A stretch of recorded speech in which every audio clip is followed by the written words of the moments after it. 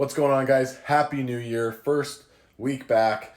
Kids are going back to school. People are back into the flow, working again, having fun. Most of the country is shoveling snow, and I'm out here shoveling sunshine because I live in beautiful Arizona. But today, I want to talk to you about the 5 ways that you can save for your down payment this year in 2020.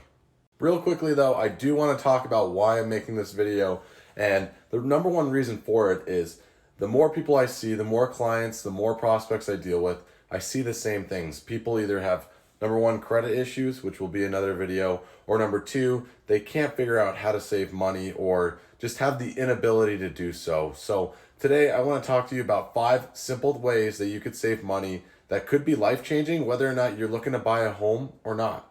So number one is vet your expenses. So what I mean by this is if you're using a bank account or however you track your money, there's a lot of good free budgeting tools out there. Mint is a good one. Just go ahead and take a look, free on the App Store or Google Play if you have an Android. But vet your expenses. Take a look at what you're spending your money on monthly. You will be surprised. You know, that maybe that $30 gym membership that you haven't been to for 6 months can go.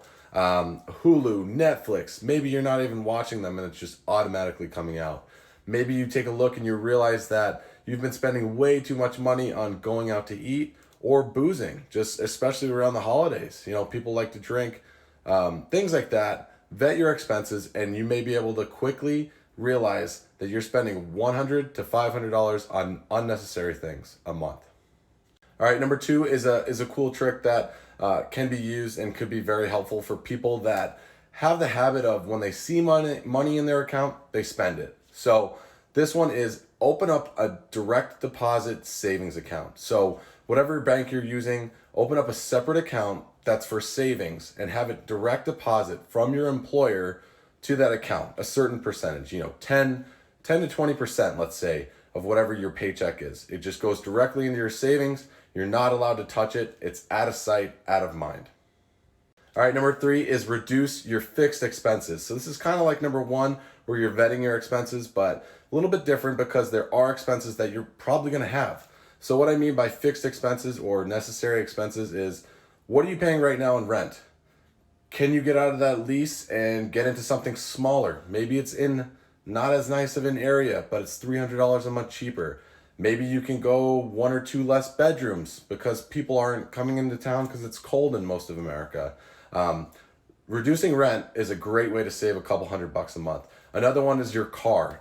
People spend way too much money on vehicles.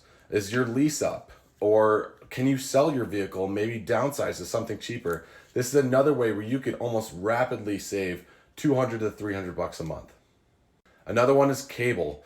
It's 2020 now. There's a lot of streaming services that are cheaper. I know people that spend $200 to $300 a month on cable. Maybe you need to think about it and just switch to Netflix or something like that. Where are you really watching your TV? Or maybe you could do something else with your spare time. All right, number 4 is selling junk. So a lot of people have, useless stuff or stuff that they aren't using anymore that somebody else could use that they could sell for a quick buck here and there.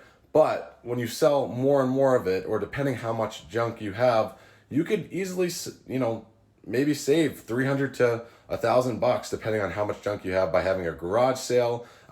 One thing that is very cool, if you follow him on social media, Gary V talks about, he has a segment called Trash Talk, and what he does is he goes to garage sales and he flips items like mugs and things you wouldn't believe by just buying them at garage sales and then flipping them on Amazon or eBay or one of those sites.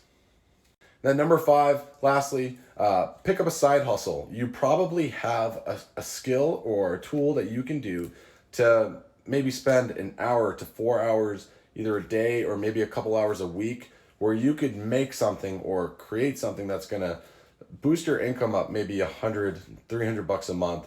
It's not a lot, but something that's not gonna make you crazy. But by doing this, you could save $100 to $300 a month. Maybe have a little bit of fun with it. If it's a hobby, if you like to draw or can make things, this might be a fun way to use your time and allow you to save money for your down payment. I hope this video was useful for you guys. If you guys have any questions or comments, go ahead and leave them below. I appreciate any insight on this video, and I can't wait to see you in the next one. Thank you.